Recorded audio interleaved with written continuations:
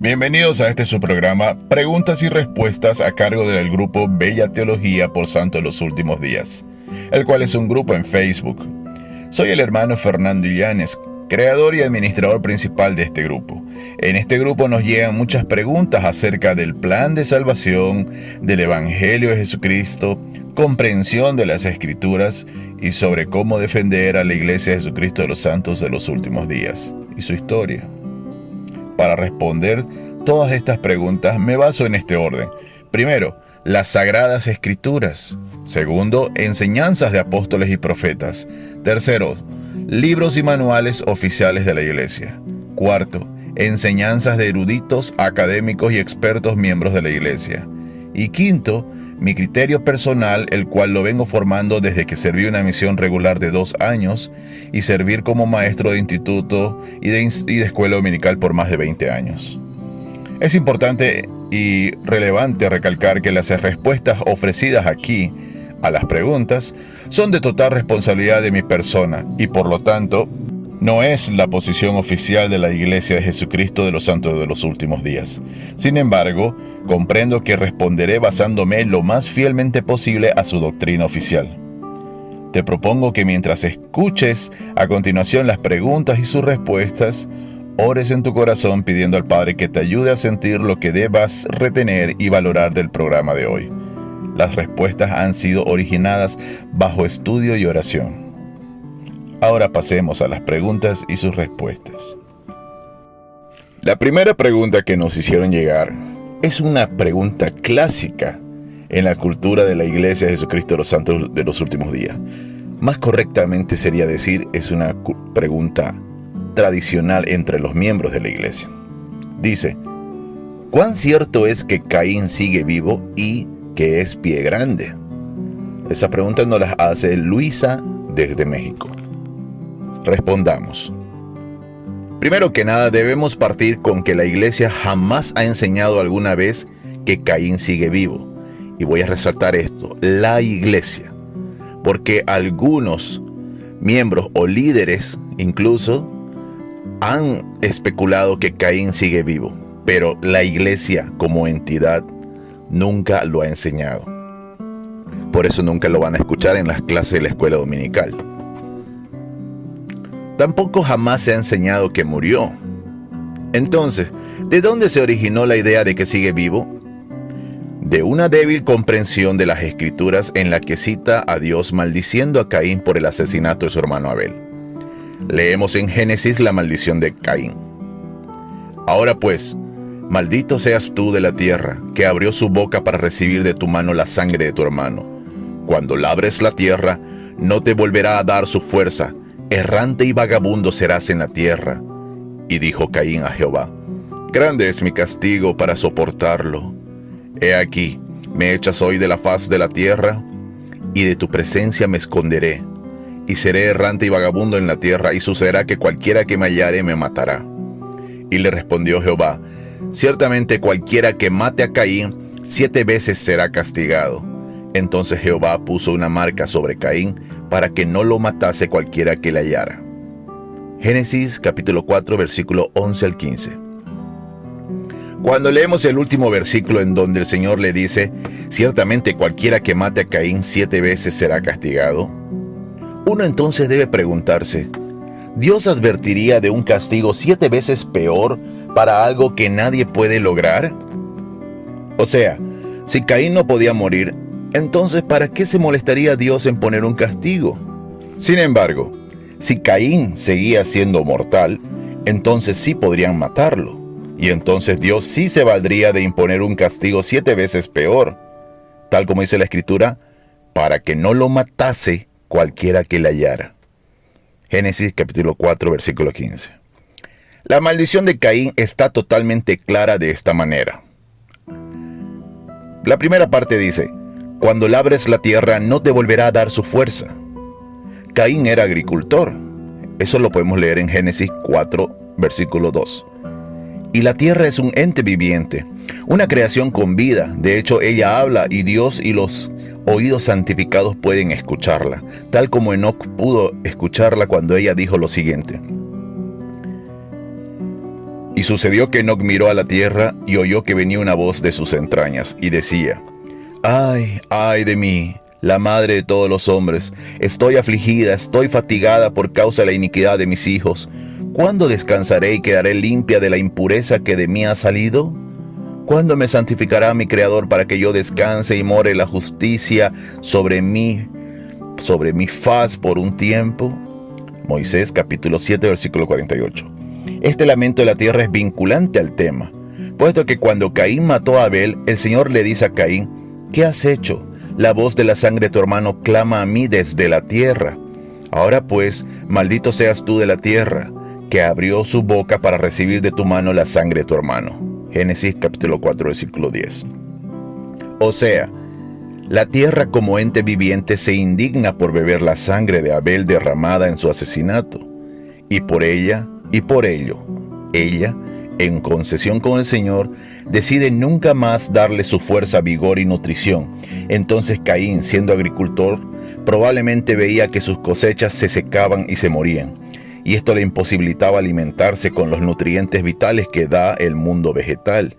Y quizás por ello es que la descendencia de Caín eran los que habitaban en tiendas y criaban ganados, y toda obra de metal y de hierro, y toda obra de metal hacían ellos. Génesis capítulo 4, versículo 20 y el 22. O sea, hacían armas de metal para cazar y capturar animales, por lo que probablemente su alimentación se limitaba únicamente a la ingesta de carne y nada que se pudiera labrar de la tierra.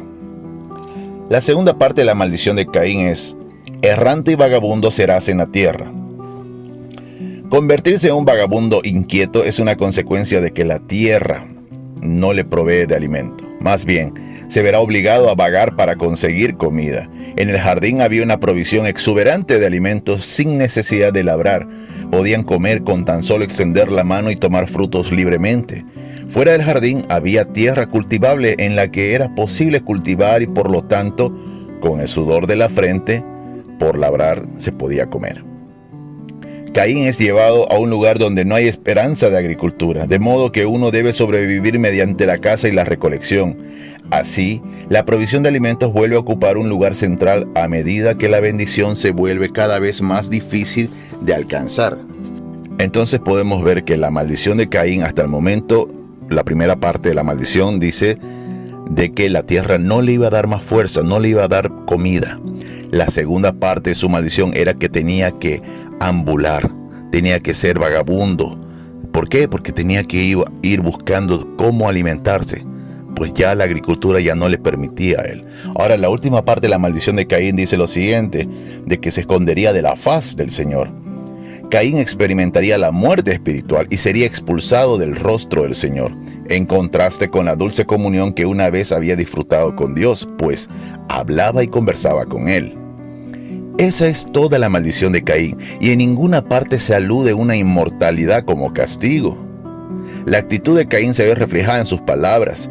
Y Caín dijo al Señor: Satanás me tentó a causa de los rebaños de mi hermano, y también yo estaba con saña, porque aceptaste su ofrenda y la mía no. Mi castigo es más de lo que puedo soportar. Moisés capítulo 5 versículo 38. En la Biblia hebrea presenta una ambigüedad la última frase, pues cuando dice mi castigo es más de lo que puedo soportar, el lector hebreo también puede leer mi iniquidad es demasiado grande para ser perdonada.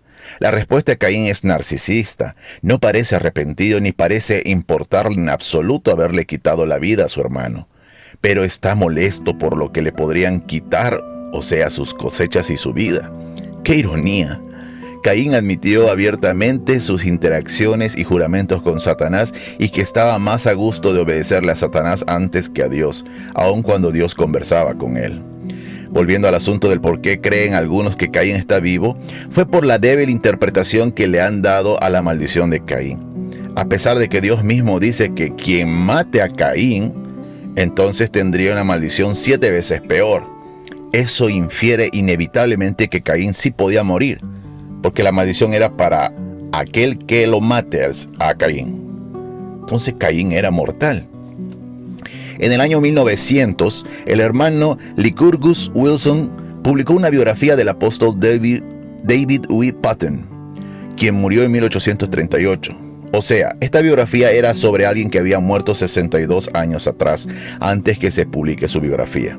El autor de dicha biografía recibió una carta de Abraham Smoot 6 años antes de escribir la biografía. En la carta, Abraham Smoot le dice al autor de la biografía de Patton que cuando él era un jovencito de 15 años, había escuchado a David Patton narrar cuando una vez estaba él cabalgando en su caballo y de pronto tuvo un encuentro con un hombre de gran estatura, pasado más de 2 metros, sin ropa y con mucho pelo oscuro, quien asimismo se presentó como Caín, y que andaba errante por la tierra y que su obra era destruir a personas que Satanás le pidiera.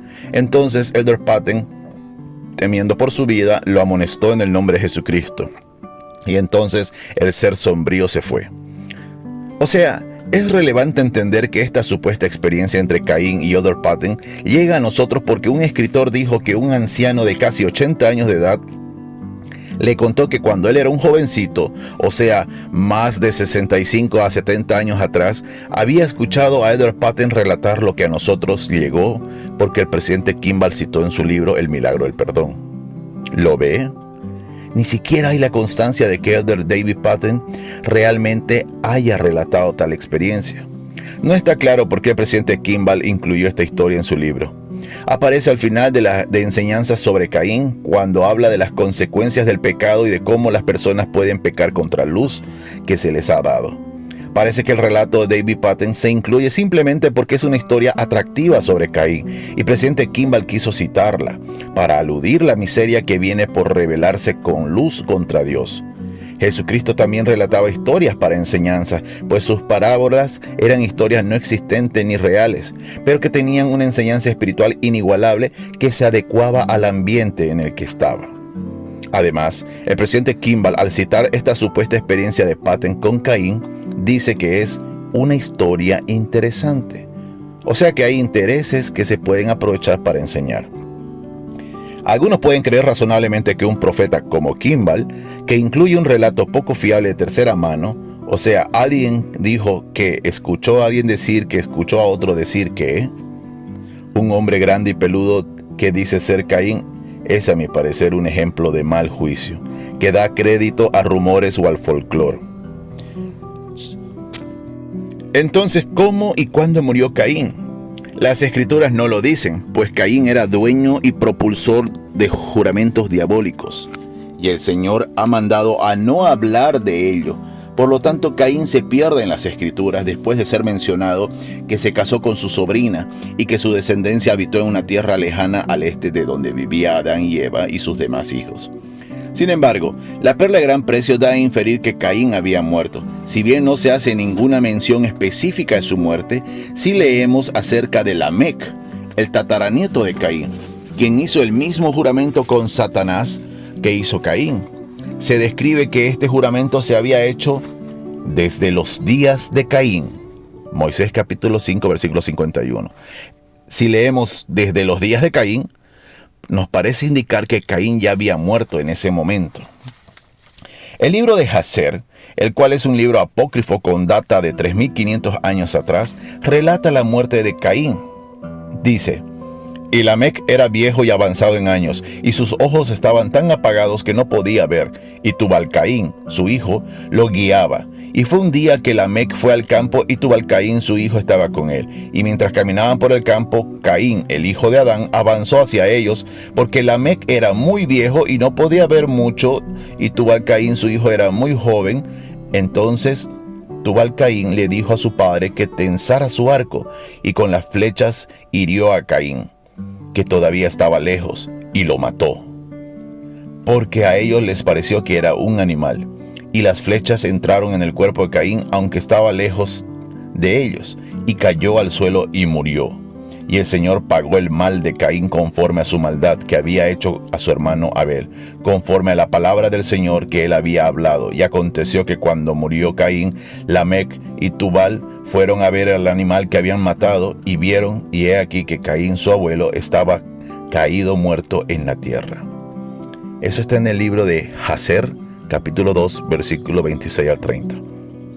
Es interesante notar que en la perla de gran precio, Lamec se jacta de ser tan malvado que había matado a un hombre y el cual ahora tendría él una maldición 7 veces peor que la de Caín.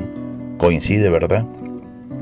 Ahora, en el libro de los Jubileos, libro apócrifo con data de 100 años antes de Cristo, relata la muerte de Caín de la siguiente manera.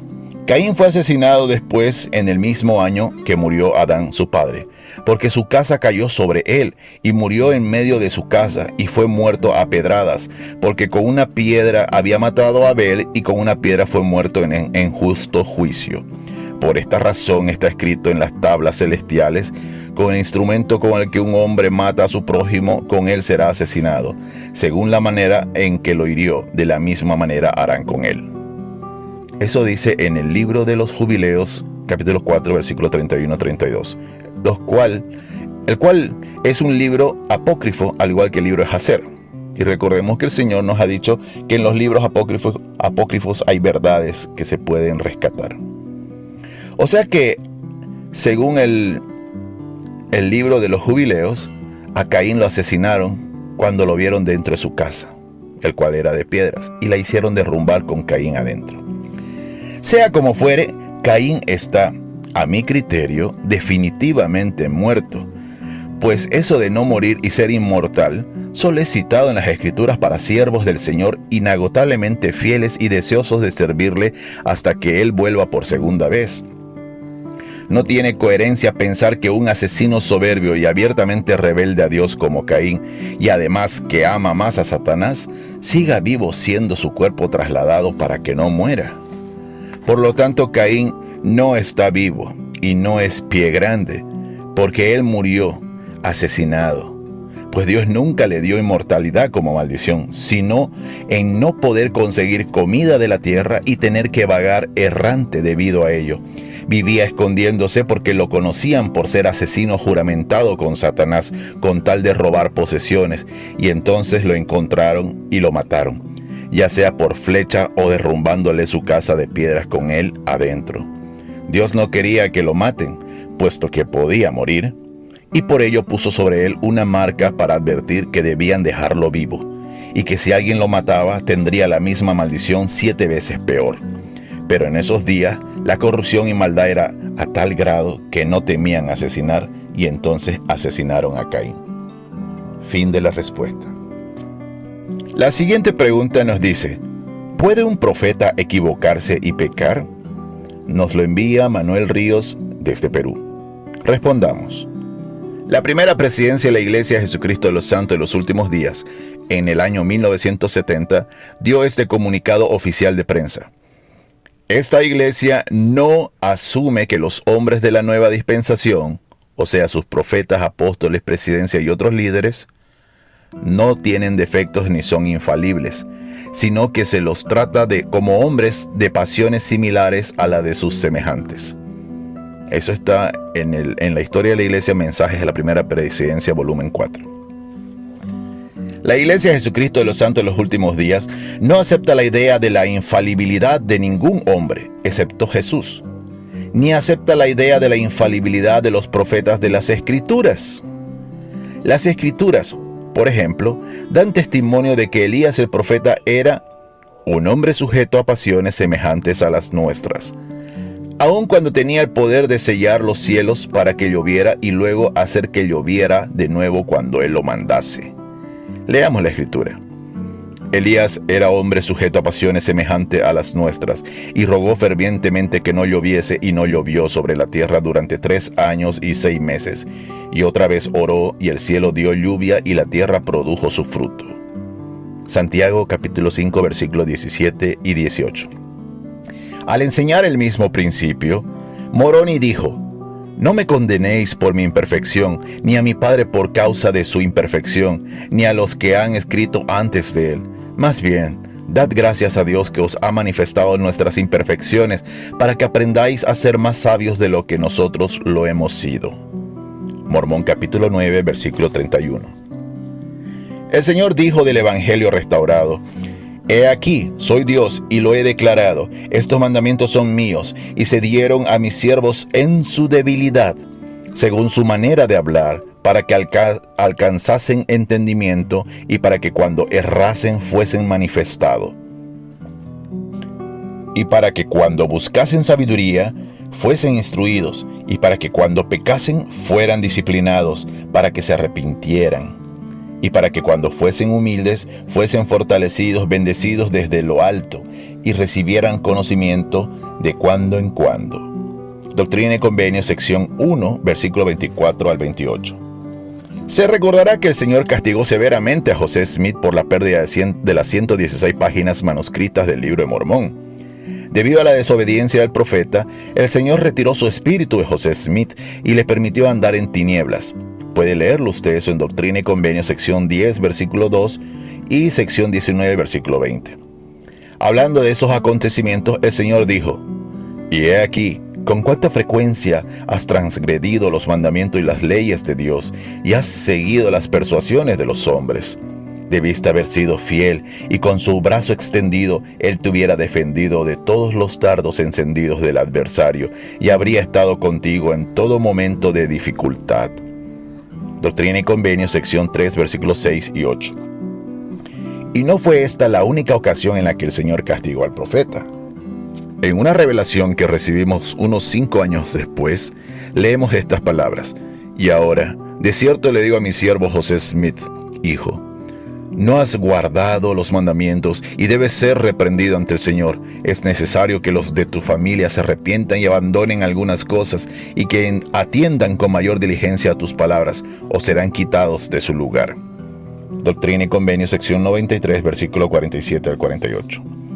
Sería una tontería suponer que existe algún punto, oficio y llamamiento al que se puede llegar en esta probación mortal que lo coloque a uno por encima de la tentación o más allá del alcance de los errores comunes de los hombres mortales. Al hablar a los apóstoles recién llamados en el Nuevo Mundo, el Señor resucitado dijo: de cierto os digo que debéis velar y orar siempre, no sea que el diablo os tiente y seáis llevados cautivos por él. Tercer Nefi, capítulo 18, versículo 15.